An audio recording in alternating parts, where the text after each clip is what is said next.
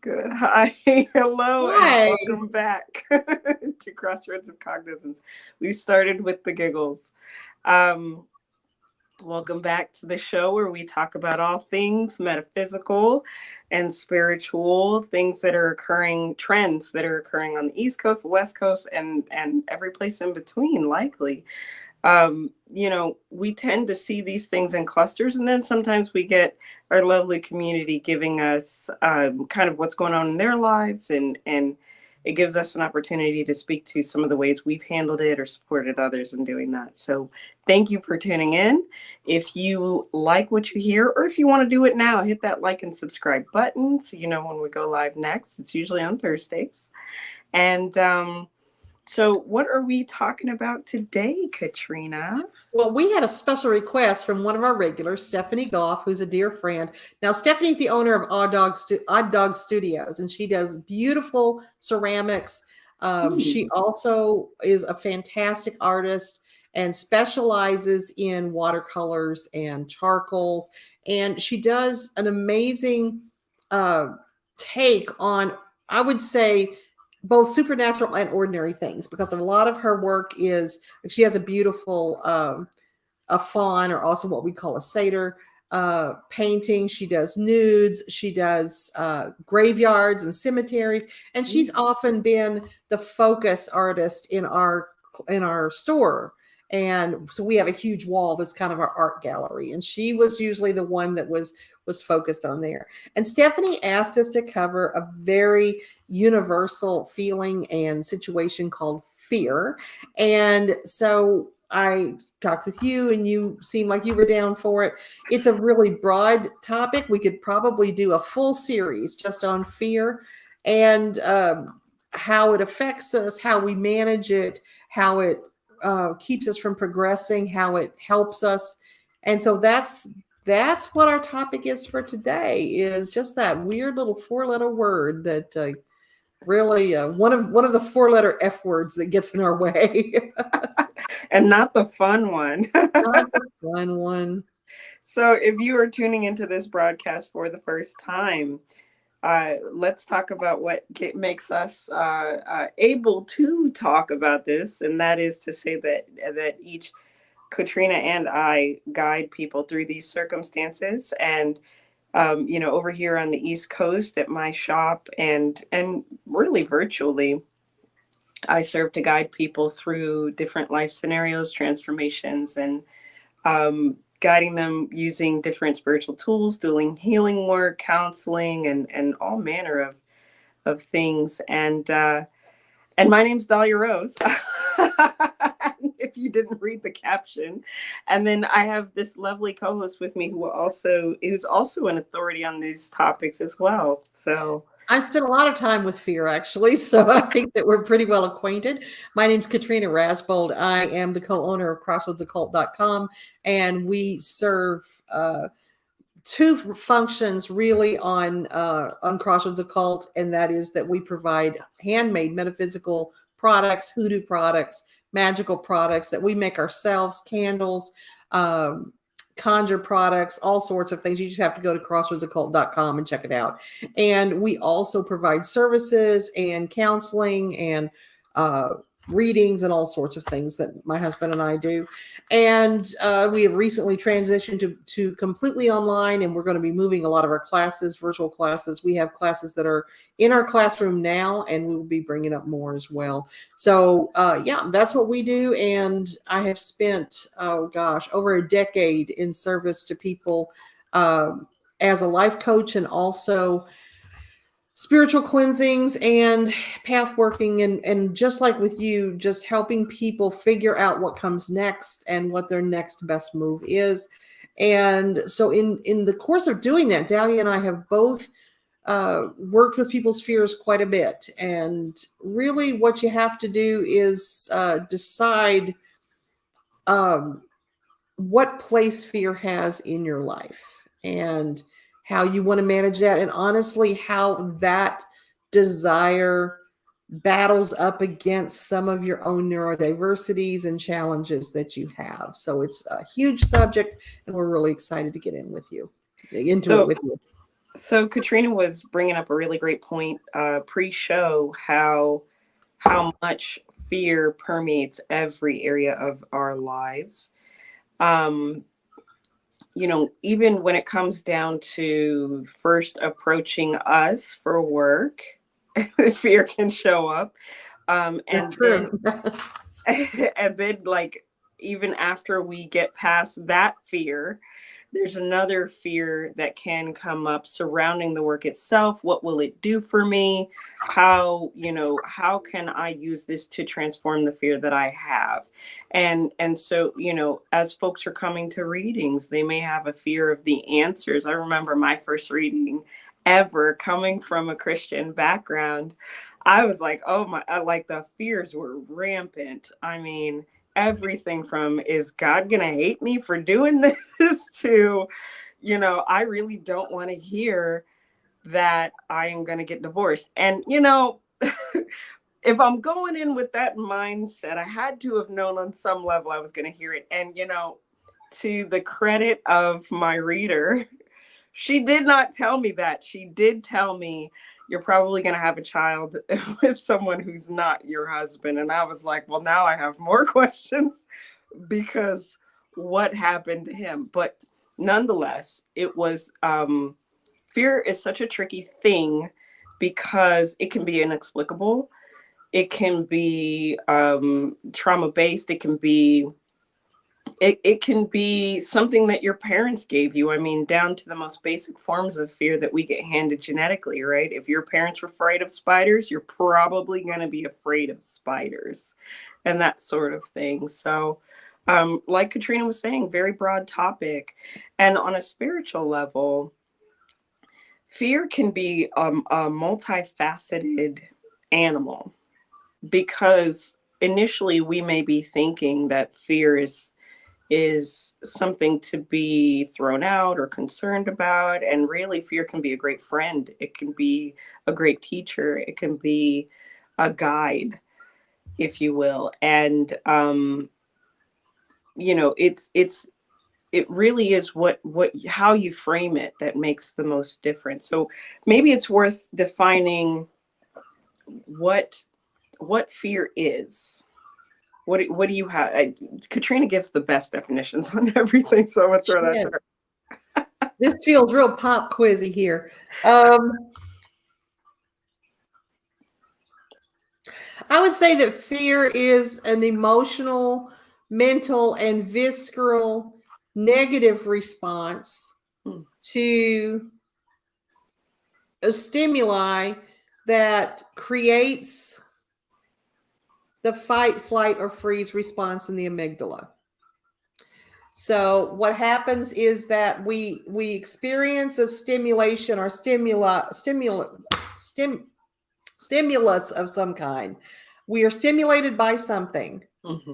And there is something about that experience that either relates to a primal, like you were saying, or a generational or an experiential feeling from before. And it triggers that amygdala response. And so we get overrun with adrenaline and overrun with those feelings of fight, flight, or freeze. And that makes us do one of those three things. And where we go from there is up to us. But that's how I would describe it. I'm sure Gary Busey has an amazing acronym for fear, but I do not. I could have thought about it enough. No, I mean, that was perfect to, to point to where it is in the body, and to say, this is typically kind of the responses we see, because fear used to be just, fight or flight response. And then we grew to understand that through various conditions and neurodiversities, it can take on many different appearances. And freeze is one of the ones that is still, I think people don't quite understand. Freeze can operate in distraction as well. Yeah. So with I just had a freeze response yeah, recently, not today, Oh, during the show? So, and one thing I want to bring up is that the reason why we have fear is usually a trigger from something else. We may have generational fears that we're born with. Babies are born with a fear of falling, a response to falling, and to loud noises as well. Those are the two that we know that they're born with. And they do have a fear response. The amygdala does light up when they hear a loud noise or they have a sense of that they're falling. And other than that, people who are, we can say maybe it's past life. We can say maybe something developed in utero or it was handed down through the DNA that they have this fear. But the majority of fears are acquired based on a trigger experience that we have, usually in our formative years. Right. And I grew up in a very volatile home. And they were not combative with each other, my mother and father, but they were very loud and they would hit us. Oh. And so we, and all three of us, I have two younger brothers, developed our different responses to that. Mine was that if people are being volatile around me or are yelling, even if it's not at me, or they're behaving in a volatile way, I shut down. And Oh. that's because as a child, when this was happening, you wanted to get as small as you could. You wanted to disappear. You wanted to not be noticed. You wanted to go away. So in a Right. way, it's sort of flight, but you can't leave the house. I mean, you can't get in the car and drive. So you have to just condense down and get very, very small, or you're going to get hit. And you might get hit anyway. So you've got to be protected. You've got to shore up. You've got to be ready for that. And I just had an experience on Monday where I was in a very jovial, happy environment. Everybody was doing so great. Everybody was just friends and happy, and we're all have a common goal and we're working together very beautifully. And another of our friends came in angry over something that had happened and just started screaming at us and over something that had gone wrong. And admittedly, I'd made a mistake and it had gone wrong. And I just had that visceral reaction. Interesting. And I found I couldn't function, and I needed to, because this was my circus here. It was something I was in charge of. And I mean, I'm 61 years old. This shouldn't still affect me this way. And yet I just felt that immediate shutdown, like the boxes are just locking down more and more and more. And I couldn't get words out. I wanted to just hide and get small. It was a horrible reaction that I had. And I haven't had that in almost 2 years. Well, I'm probably close to 2 years. And it was just awful. So that's what freeze looks like, is you can't leave, but you just start building up walls in your head and shutting down this extreme, I'm not here, you can't see me. It's a terrible response. Anyway, that's what I get from freeze. Well, and what you brought to the forefront for me is situations where we may not be cognizant of that response. So you had enough awareness to understand where it came from and things of that nature. There may be some folks out there, and I've seen this and experienced it personally, where there's just a pileup of those loud noises consistently enough to where in the background you start to shut down. And it's almost like having a hood slowly pulled over your head to the point where you're just like where the shutdown happens. Yeah. But it comes forward as, I'm tired now, I'm withdrawn now, I don't have as many words to share with someone. And for me, in these kinds of situations, people start asking like, okay, did I do something wrong? And there may not be one particular thing, but a series of things that led to that freeze response coming forward in a very like slow, almost molasses, like approaching fog kind I of remember movement. seeing that in you at a particular time. Yeah. where you and I both had kind of a shared trauma. And I watched you do that. And you Yep. described it very well now. That's really self aware. And so in the description, what I'm hoping that our audience can kind of see is how insidious it can be. You know, you can be a healer, a teacher, somebody who's been doing this for 30 years, only to find out that even those subtle moments have uh, um, a hook in you, that if it piles up enough, you may just automatically respond without even becoming aware that you would shut down in the first place. And Kat here left a comment to say hypervigilance. I'd say that being in a series that probably came forward as you were describing your childhood, you became hypervigilant, right? Being exposed to these things on a multiple basis um, will lead to things like hypervigilance. I mean, think about being in a job with a boss who yells all the time. Your trauma response is just going to be there when you drive up to the building or think about work. That fear is going to settle in. How are they going to behave? What am I walking into? You can even see that response in people that have to deal with that kind of work environment on Sunday night. Mm-hmm. And here we are sort of digging that up to say, hey, this is a fear that could manifest.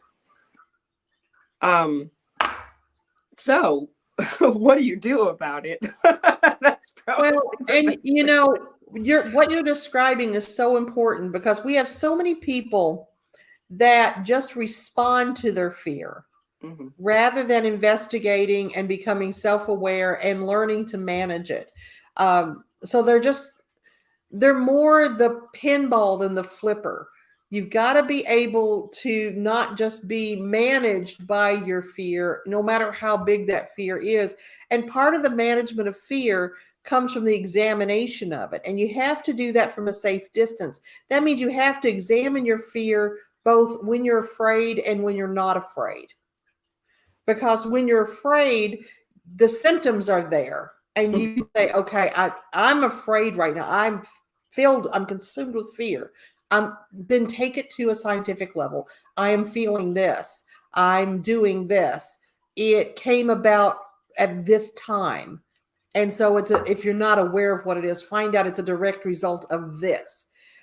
It's also important too to find out how your fears are controlled by chemical responses. And of course, Mm, that adrenaline rush and our hormones are going to have a huge effect on our ability to feel fear or not. And so we need to see if we are having any kind of hormonal imbalance or chemical imbalance that's creating fear where it's not justified, or where it's justifiable fear is very helpful. That's how we stay alive. But right. when it begins to control us and it's no longer justified, we have to look at, well, what's causing that? And so we have to stop just responding, and we have to start investigating and becoming self-aware as to what the triggers are. And people get really shitty with those who create a life free of fear triggers or Mm, sorrow triggers. And I think that's good self care, honestly. I know that we can't live a life that's free of fear or sadness or grief, but we can do our best to not invite those into our lives. If we have people that constantly make us feel belittled and uh, uncomfortable and full of self doubt, if right. we can, it's good to remove those people from our lives without regret.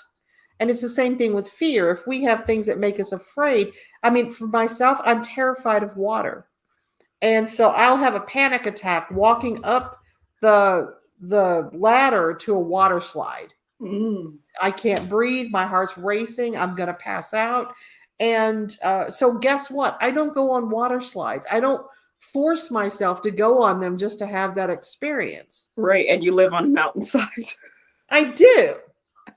But I mean, yeah, I don't go to water parks or things like that. My kids do it, and it used to bother Eric a little bit, and he would say, you know, what, you really should have the experience with these kids. You're missing out on things that are fun for them. And I thought, how fun is it going to be for the kids if I'm having a complete breakdown because I can't go on Power Snake Ride or something. So I think that eliminating the things that you're afraid of is a really good start, especially if you don't have to have those experiences. I think facing our fears when those fears interfere with the quality of our life is important. Right. But like, I'm not going to skydive because I don't want to jump out of a plane. I'm afraid of jumping out of a plane. Right. We're Eric on, yeah, Eric on the other hand will be like, wee, and just down he goes. But that's we're not talking my jam. about Yeah, I'm sorry. Go ahead. no, I'm sorry, I kept interrupting.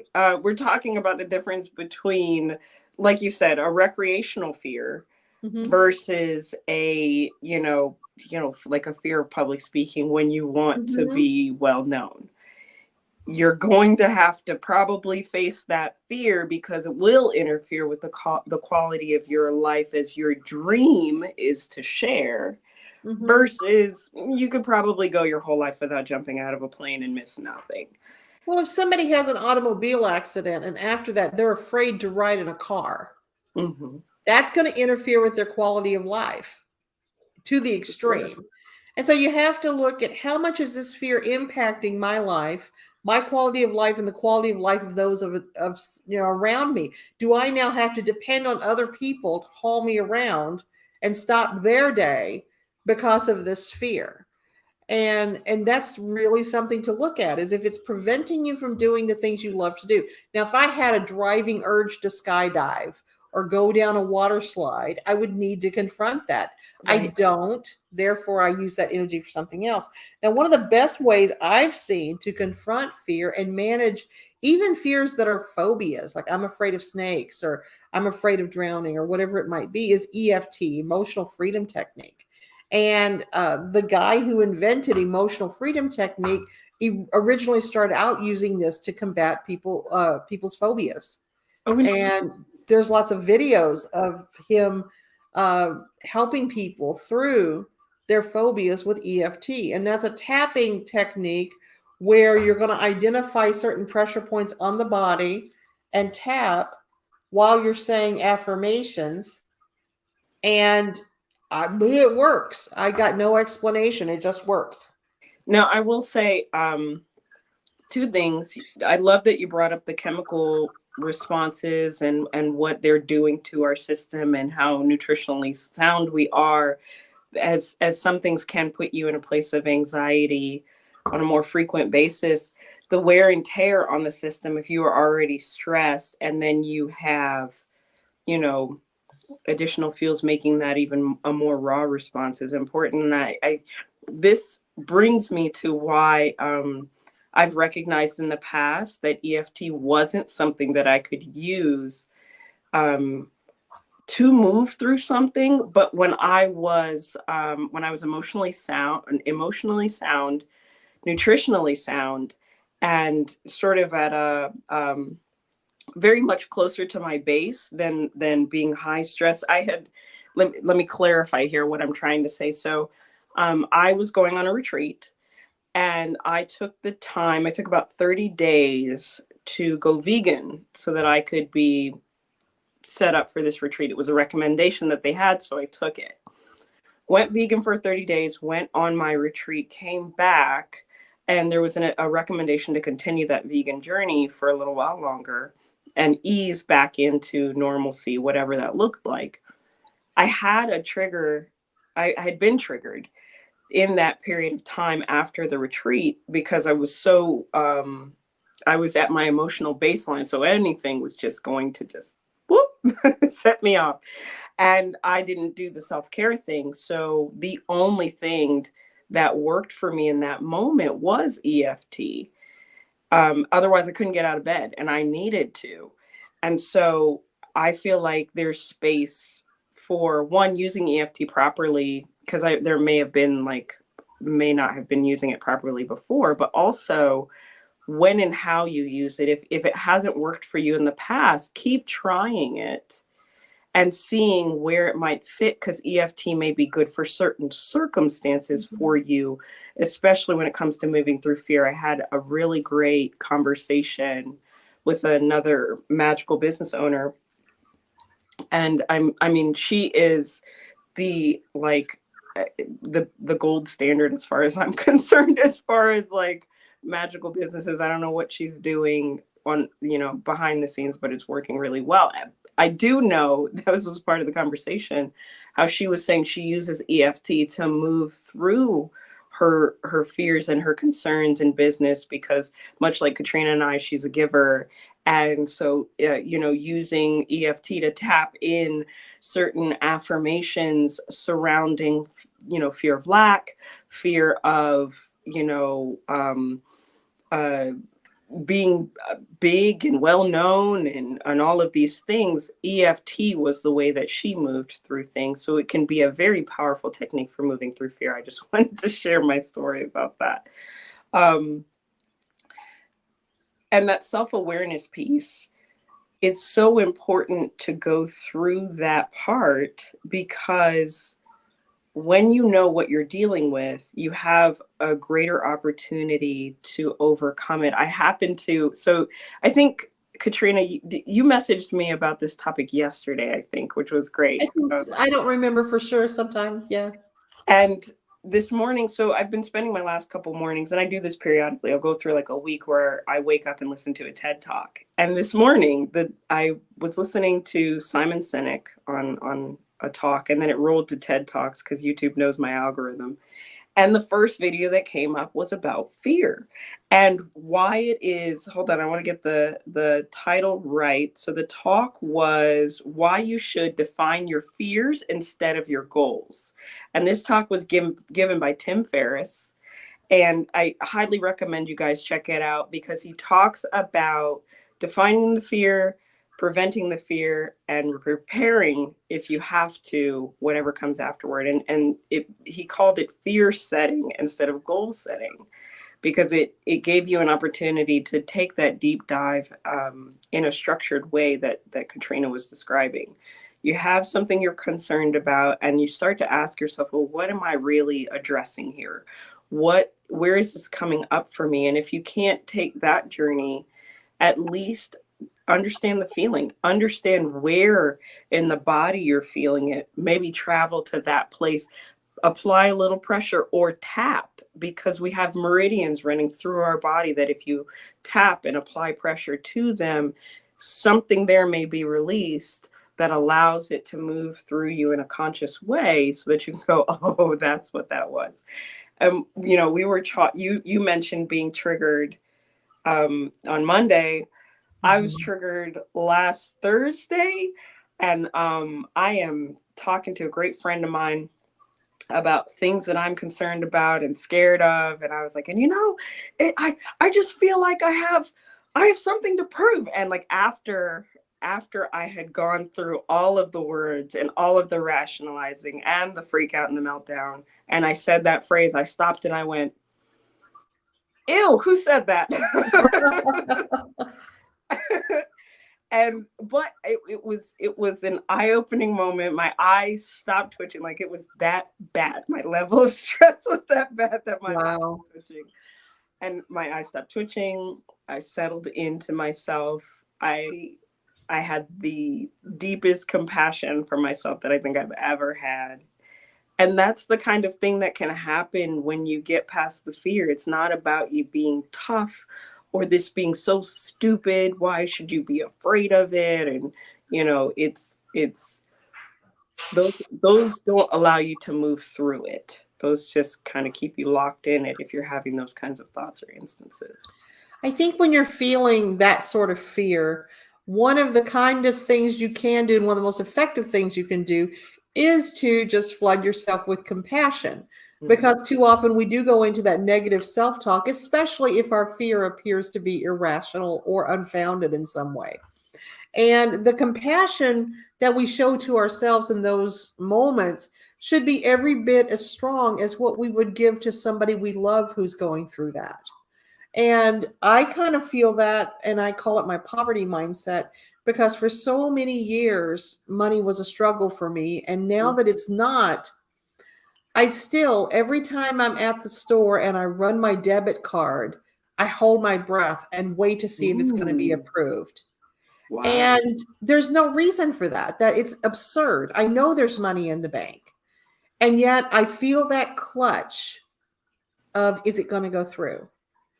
And many of our fears are actually conditioned responses that we've built up over years and years of application. And Yeah. I see this with people all the time in love relationships. They'll meet somebody who is just the perfect partner that they're getting along great with.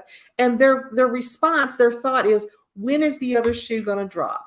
Yep. When am I going to see the devil side of this person? I know they've got to be a horrible person because they're attracted to me. Mm, And what that's going to do is set up an unhealthy dynamic in that relationship. And when that other person responds, the first person is going to say, oh, there it is, right there it there. is. Right. There it is. Their confirmation bias comes up and they're just like, oh, I found it. Yep. I can say I saw that in at least 4 or 5 clients over the last month, Mm-hmm. where they're like, what's wrong with me? I can't seem to settle in this relationship, and it's so good. And that, especially when it comes to doing what Katrina mentioned about, like, doing the deep dive of where is this coming from, is so important, because here we are talking about when fear gets in the way of your quality of life. That is a big one, because you will not be able Mm-hmm. to have quality relationships looking for the point at which somebody's going to screw you over. And when somebody does screw you over, do you sit there and think, you know what I'm going to do? I'm going to make every good person who comes to me responsible for what Mm, this asshole just did? yeah. No, we don't consciously make that choice.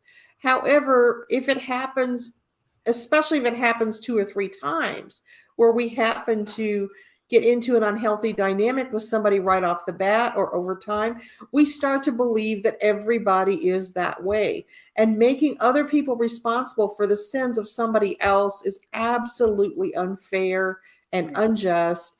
And just because you attracted somebody who was abusive in some way doesn't mean the next person is going to be. It does mean that you need to examine what red flags you missed. You need to examine what in you may have been attractive to that type of person. Mm, For me, I didn't trust myself to be a good partner. And so I was the giver. Let me make you dinner. I'm going to have your favorite drink in my fridge. I'm going to always drop what I'm doing for you. And then over time in a relationship, that becomes unsustainable. right. And so we all have things that we do that invites that kind of usury and that kind of abuse. And so we've got to look at, well, how can I present myself in such a way that those kind of people aren't even going to be interested in me? Right. And that's not blaming the victim, but there are some personality types that are more susceptible to abusers coming in. And I think there's an opportunity for empowerment, right? I mean, like you said, we're not necessarily victim blaming, but this feels like a place where we could reasonably say that we can put the power back in the victim's hands. Because oftentimes what makes a victim is the inability to do anything about the situation. You are just a part of the process. And what we can do is give you back your power and say, okay, while you cannot go back in time and change this, while you cannot prevent these kind of people from necessarily coming into your sphere of awareness, what you can do is become an expert, not hypervigilant, but allow yourself enough wiggle room to introspect and to become aware and to understand the do's and the don'ts of the situation. If and you know, I think that also allows you to operate at the very least in the opposite way you would have normally. To say, okay, well, if I tend to be very preventative in my nature, how do I slowly allow small things to happen without my trying to prevent them? I know I went through that myself. Um, in relationships, I was like, you know what? Every time you feel like you need to prevent something, stop. Go in, and you know, it wasn't as simple as saying stop. Like I would Mhm. literally have to go and distract myself with something else before I went into my preventative measure. And I had to do that and then take time to build trust. So I had to do that so many times that it was like, okay, I can now trust myself to not take a preventative measure and to let this play out, because I also realized that I had tools for the consequences of whatever was going to take place. It wasn't going to be, oh, well, you could have prevented Mhm. this. It was, look at you, you can handle the aftermath. And maybe the aftermath isn't actually as bad as you thought it was going to be. What Um, you just described is so vital and so important. I wish everybody could just hear it. Is that one of the greatest fears we have, and Kat identifies a great one. One of the reasons we get into horrible relationships is being afraid of being alone. But what you said is even, I think, profoundly important is we're afraid of a lack of control. Permeates so many different things where we don't trust ourselves to be able to handle what happens next. And we don't trust other people to be able to manage situations appropriately just because they don't manage them the way that we do. So we feel mhm, like we've got to get in there and oversee and micromanage and super tweak everything somebody else is trying to do, taking their empowerment away from them. mm, We also start to feel like that if things don't go according to my exact plan, and something goes sideways or something deviates in any way from my plan, I can't handle that. I'm just going to flip out.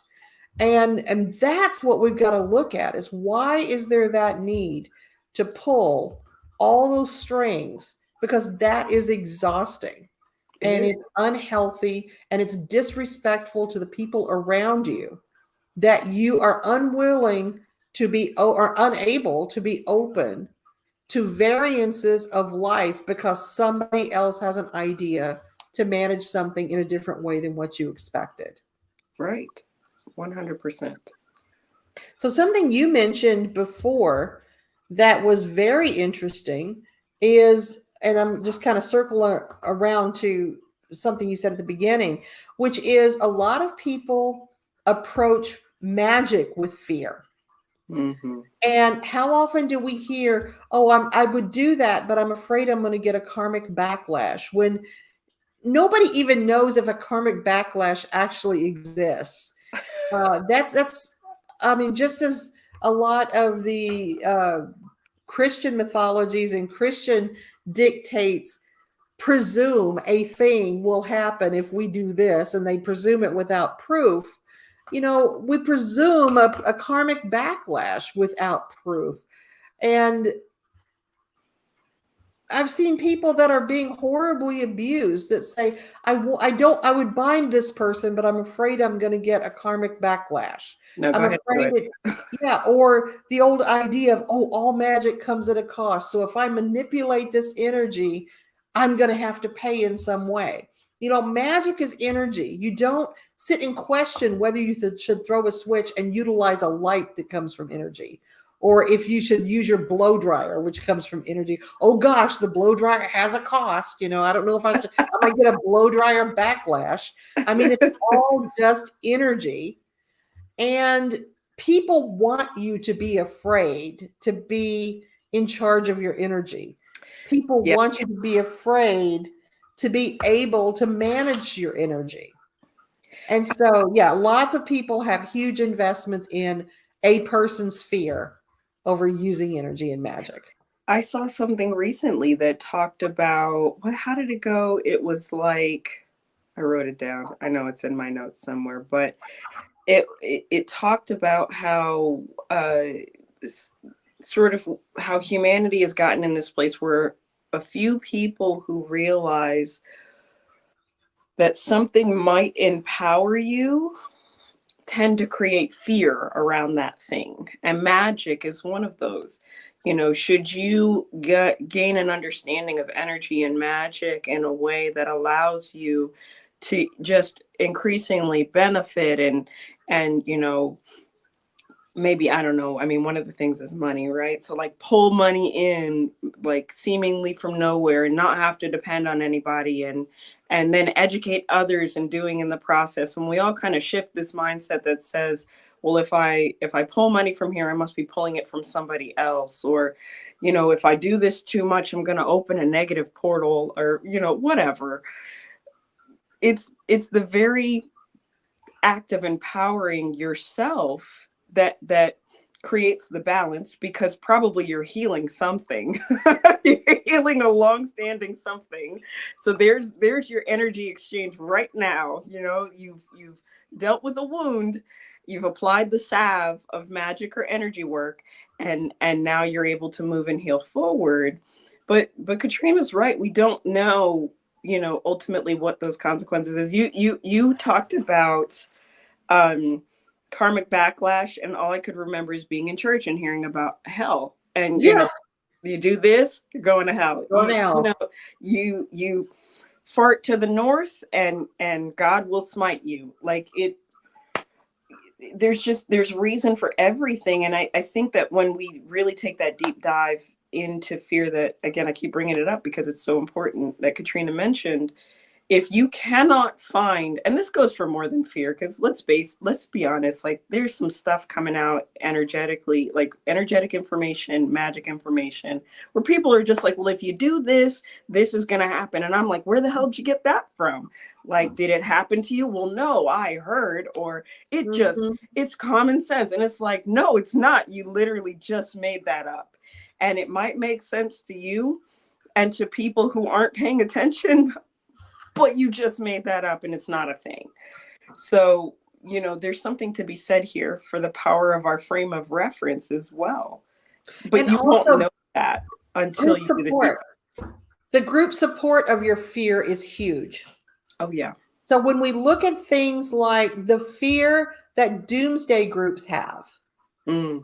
and people who have said the world's going to end on this day, and no, the world's going to end on this day, the world's going to end on this day, and thousands and thousands and thousands of people being terrified Mm-hmm. that that's the case. Thousands of people terrified Obama is personally going to come to their house and take their guns. And thousands of people who were afraid of the Y2K phenomenon. What's going to happen when all of our computers shut down at midnight? You know what happened? Absolutely nothing. Nothing happened. And so, you know, we allow ourselves to get swept up in these huge conspiracy theory fears. And even you'll see these memes. If you're not afraid, you're not paying attention. And just there is an encouragement of fear all around us, and it's so easy to cave into that and to get swept up in other people's fears to the point that that's all that there is. And we have to just extricate ourselves from that. And when you mention common sense, some fears are common sense. Yes, absolutely. And honestly, people, if you have ever been around somebody who's fearless, who's just balls to the wall, just, you know, hold my beer, we're going in, we're going to do this, they're fucking exhausting. They are exhausting to be around. And so, you know, it's fun for a little bit, but if if that's your partner or you're with them all the time, you're just like, oh God, please, can we not have an adrenaline rush today? I just need to rest. And, Preferably you two are a fearless person so that you guys can. ideally, man.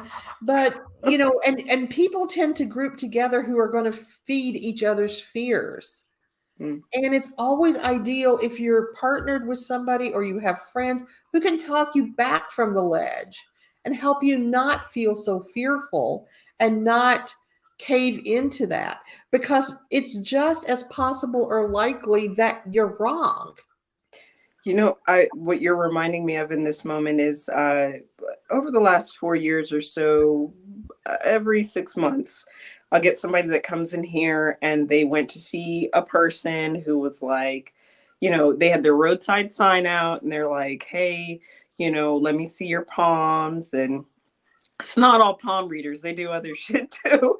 And they'll be like, no, accurately read their energy. Hey, you've had these things go on in your life. Hey, this is the kind of person you are. And oh, by the way, you're cursed. And this Mhm. is why, this is happening in your life. And so to your point of groups, right? This is sort of in a different direction. What I have been hearing from these individuals or the people experiencing them more and more often is don't tell anyone about the work that we're doing. Don't tell anyone the results of your reading because it will mess up the energy. Mm. And I don't know that to be true on any real level. Even if you're like getting sacred information from Saint Germain, like at some point, he's probably going to be like, all right, go ahead and tell everybody it's fine. Never have I seen it where telling somebody information caused harm, like your personal reading, right? Like you've decided, hey, I got this reading and I want to share it with a friend, and it stuck out to me because I was like, after a couple times of hearing that, I was like, okay, so they're worried about being the person that they're taking advantage of being pulled back from the ledge of Right. fear that they've created. And it's just wild to me. And so when they say the story out loud, when they share it with friends, all of a sudden it becomes like the aha moment comes where they're like, oh, wait a minute, and hopefully isn't like $3,000 later, Right. because it can Exactly. be. I have seen that, and, Oh, and it sure. broke my heart to hear that Yeah. person utter those words. I was like, I told you, and oh, but they were so accurate, and now they Yeah. have 3,000 of my dollars. And I was And like, dangerous stuff like, I'm going to need you to bring some of his underwear to this cemetery at midnight and meet me there. hmm. It's Heard that horrible, too. Dahlia. It's horrible.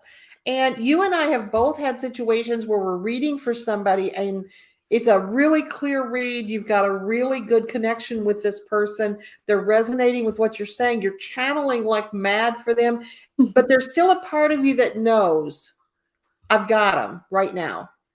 We've got the connection. I could tell them anything. And that is the make or break between a good therapist or guidance counselor or reader or whatever person is managing this person's life path and a bad one. Right.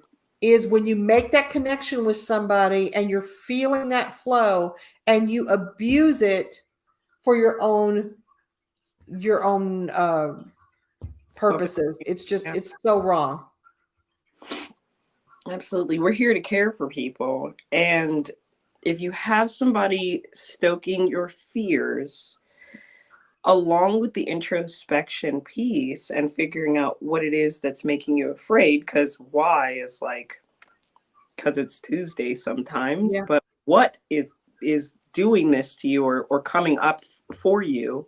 If you have somebody who is constantly igniting that flame of fear in your life, what's going on? Is there a level of control coming up? I mean, again, we brought up the idea of a boss that's constantly, you know, making loud noise and grandstanding in your office, or, being oppressive to you. That's control. I mean, even as parents, right? Like I've yelled at my kids. It was control. Mm-hmm. I was raised to put respect and fear in the same category. And in my more unconscious moments, my kids did not benefit. And then you learn and you do different. But if there is no chance for that difference and that fear keeps coming up, now we're having a conversation about boundaries and keeping a safe distance, or like Katrina said earlier, completely eliminating them from your life. This is partners, this is bosses, this is like, know your rights, own your power. Maybe, maybe it's time to do some spell work or some energy work just to shift the situation. And again, that puts power back in your hands, because you don't know what they owe you, what they don't, or what energy is going to be accessed. But what you do know is that you need a different result. Right. And also we have to look at the difference of energy of, I'm afraid you are going to cross my boundary, versus I'm going to be pissed if you cross my boundary, or I'm going to be hurt if you cross my boundary. Those are different feelings. And a lot of times the fear that's coming from that isn't, I'm afraid you're going to cross my boundary and you're going to do something. It's, I'm afraid you're going to cross my boundary and I'm going to have to do something. Yes, have If seen. you're crossing my boundary, I then have to respond, and I don't trust myself to manage that response, to defend that boundary in a successful way. And I think so often, Dahlia, fear really comes from, like, and you nailed it, I don't trust myself to manage this outcome. And who is better qualified to manage your outcomes than you? If you're in a position where you need other people to manage your outcomes, you need to dive deep on your shadow work. There's some serious stuff in there, unless you are in a conservatorship situation. If you are a functioning human being and out there in the world, you need to be able to manage your outcomes, whatever deep work that needs. And your ability to manage your outcomes is directly related to knowing yourself and empowering yourself. Now we have a comment here from AJ. I think that's interesting. So, regarding karma backlash, even though I know everything around us is made up, i.e., social structures, laws, and religions, I still have a hard time with using magic. But I love the idea of using magic as a way to heal some wounds. Mind blowing. So, the fear around usage of magic, we could deep dive into that probably for the next 30 minutes. Easily. Because it's the same fear that we have of using anything that could potentially, cause harm, right? And I guess this is kind of my belief system. Katrina, you work with magic a lot more than I do, so maybe you can shed some light on this.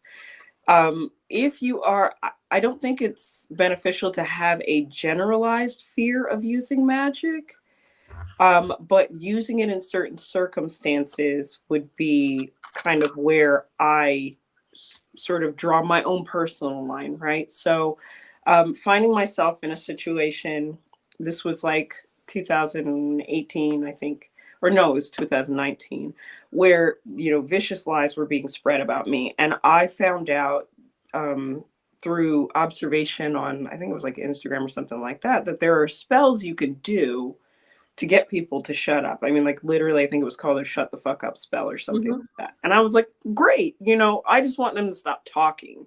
I don't want them to, be harmed or anything like that. And what ended up happening was it took me to a place where my guides were actually telling me not to do the work. And I started to become fearful because I was like, oh no, like, what is it about magic? Because I didn't know a lot back then. And I'm still learning, to be honest. But I didn't know a lot back then. What is it about this that they're telling me not to do? And it turned out that the person I was going to ask to do this on my behalf, because I knew nothing, was not a good person. So that's where fear served me. It also served me to introspect, to say, okay, these individuals that are spreading rumors and doing things, they were also trying to dick around with my energy field. if I and I was seeing the results of that, like my kids were impacted, I was impacted, people I cared about were impacted. And I was like, now if I turn around and I start doing the same thing that they're doing, that they felt was justified and under the guise of like, this is our mission and we need to do this, what will happen to their kids and their family? And because I couldn't move past the fear of what the magical result would be if I pushed back, I didn't touch it. Versus like doing a spell to help heal pancreatic cancer in a person. And that was like 2017. So I think when we're talking about fear and magic in the way that AJ described, it can't be so black and white to say like, oh, well, if you're afraid, don't do it kind of thing. What do you think, Katrina?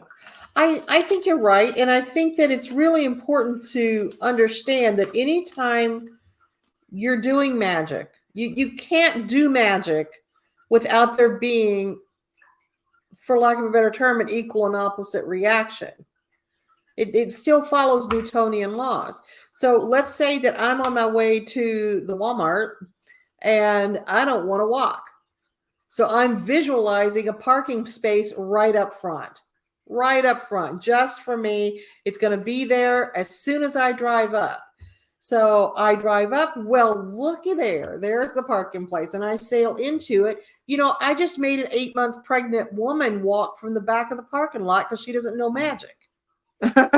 So, we always have to accept that there's another side of what we're doing. Yeah. It's whether or not the analysis is paralysis thing is going to fall into play for us, and we're going to let it stop us from doing anything. We can't, that in and of itself is living a life based in fear. I'm afraid of the outcome. I'm afraid of what'll happen. My thought is, bless her heart, go pick up a Buckland's book or something, you'll be all right. We always, I'm going to do magic to get that promotion that I want. We don't know who in the office needed that promotion more than you did. It's your choice. At the same time, however, to step up and say, I'm going to move energy in this direction because this is what I want. And we do this all the time in mundane ways. Let's look at that promotion. What's the difference in I'm going to burn a candle to get this promotion that Dahlia needs so much more than I do, versus I'm going to go in and talk to the supervisor who's doing the hiring and say, hey, listen, I just want to point out that I've been here for this number of years. I've done this and this and this. That's magic. That's energy. It's the same thing. So you're still just moving energy toward a specific goal. And if we stop doing that, I got to be honest, guys, we're never going to get anywhere in our life, because what that means is we're sitting on our asses and waiting for the UPS truck to drive up with all of our blessings on it. And that's just not, life rewards action. Right. We have to go out there and look for the things and aggressively seek out the things that we want in life. And magic is a tool to do that. So like with your shut your mouth thing, we have to be able to defend ourselves. We have to be able to defend our families. And if magic is a part of that, yes. I mean, if I walked in on somebody violating one of my kids and I've got, a baseball bat or a gun, I'm going to take action. Yep. Or am I going to sit there and go, okay, if I hit them in the head with the baseball bat while they're violating my kid, am I going to go to jail? Oh, you don't do that. I mean, you take action. So you have to be able to function as a fully working, responsible adult and take action as you need to take action. Unless you're AJ and then you're afraid to work magic. And so you message Katrina and say, will you do this for me? And I say, yes. One of the great reflective tools for this sort of thing, especially when it comes to tackling fear, I love my cards, oracle cards, tarot cards, I will ask them, you know, is this, or ask Katrina, is this justifiable? Is this, you know, what are the potential outcomes here? And then see how my fear moves through that. Is this the outcome that I want? Is this outcome, does it seem balanced for me? And then go from there. So don't be afraid to use other tools to tackle your fears. I wouldn't use a pendulum. It's too easily manipulated by the fear that lives in your body at that point. But the cards are not so Yeah. easily removed. Although with the pendulum, you can decrease the fearful energy by intentionally swinging it backwards and asking it to reduce or go away or Mhm. shift. Um, so I would use the pendulum in healing work for fear, but I wouldn't necessarily use it to get answers. I'd be using cards or something like that. And it's always good to have smart people around you that you can talk to and say, man, I'm really feeling weird about this. Is this okay? Or what do you see this? One thing I do want to bring up very quickly is there is room for fear in magic. Yes. And for instance, I've got a little guy who's a total newbie. I've mentioned him before, came into the shop, and he has no experience at all, but he wants to summon demons to go out and do some work for him. And I've told him maybe 100 times, man, you need to run. Don't even try that. You're out of your element. You're out of your league here, Donnie. You need to not do that. And he's insistent that this is what he needs to do. He needs to be afraid of summoning demons to do work for him. And he's just not getting that's a fearful place, justifiably so. Can Anyway. we have a second for Kat's comment? Oh yeah. So Kat was saying, currently I'm afraid to kill a walnut tree in my front yard that tries to kill me 2 times a year in self-defense. This is a 100-year-old I'm assuming that's supposed to be black walnut. Mm-hmm. And my spirit cries at the thought of killing something so sacred. But I also know that the tree understands the circle and that I will honor and use it. So that's an interesting fear. That and I would say a spiritual fear at that, right? Like it sounds Mm-hmm. like there is some attachment and yet some energy to this. Like if you cut down this tree, it was there 100 years before you. What becomes of that? How have you cut off the line and all of that? um If that tree's 100 years old, that's 100 people years. Okay, that means that tree ain't even a teenager yet. Okay, and in tree years, and if that tree is trying to kill you twice a year, that tree knows what's up. It knows what it's doing. This is a battle, and it's a battle. Katrina's like Yeah, yeah. It's a battle you're well positioned to win. Just collect the black walnuts and get them to me. Let it fruit first and give me the walnuts because I can't ever find black walnuts. And then take that sucker out. I mean, you didn't pick the fight. The thing started with you. It knows what's up. It's probably got a suicide mission. admittedly, there's a part of me that is like visualizing all of this happening. Like you go out your front door and there's like villain music playing and it's between you and the tree. Yeah, it's going Honestly, down. I think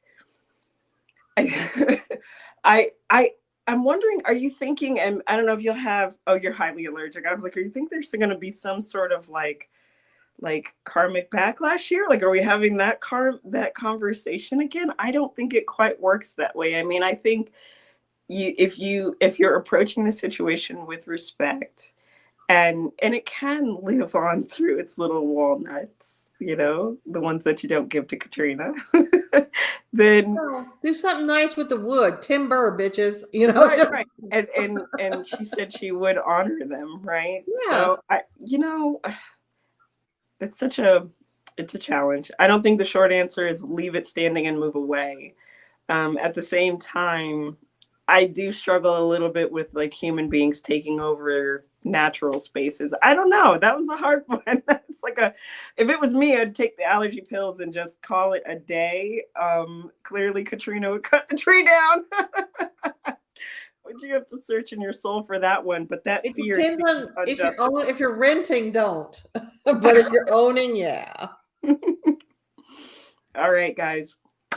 So, on the topic of fear, you're going to have to catch the replay because we covered so much, but at the very foundation of what you can do about it, you can explore it, you can re-empower yourself to do something about it. Fear is justified and unjustified. I don't think there should be an expectation that you will never again be fearful in certain circumstances. But again, like many of our topics, this is about management. And there's some spiritual components to it. There's some physical components to it. There are ways nutritionally that you can tackle your body's ability to handle the stress of fear. But that journey is going to look different for everybody. And hopefully what you've seen of us and heard of us has shed a little bit of light on things, and, Yeah. Fear go should out there and always be carpe diem. questioned. Always question fear. That's a great Always. way to put it. Fear should always be questioned. So with that, we are at that time again. Like and subscribe if this was helpful to you, or if you just thought it was fun. We laugh like this every week. And leave comments, leave stories. We love hearing from you guys. And keep the comments coming. This one came from, who did it come from, Kat? Stephanie. Stephanie. Is that Stephanie Goff? Her. Wait, Yeah. I can't do it. I'm sorry. You. Stephanie. Yes. Stephanie Goff. Thank you, Stephanie, for the wonderful topic. We had a great time talking about it. So keep them coming, guys, and we'll catch you next time on Crossroads of Cognizance. Bye, everyone.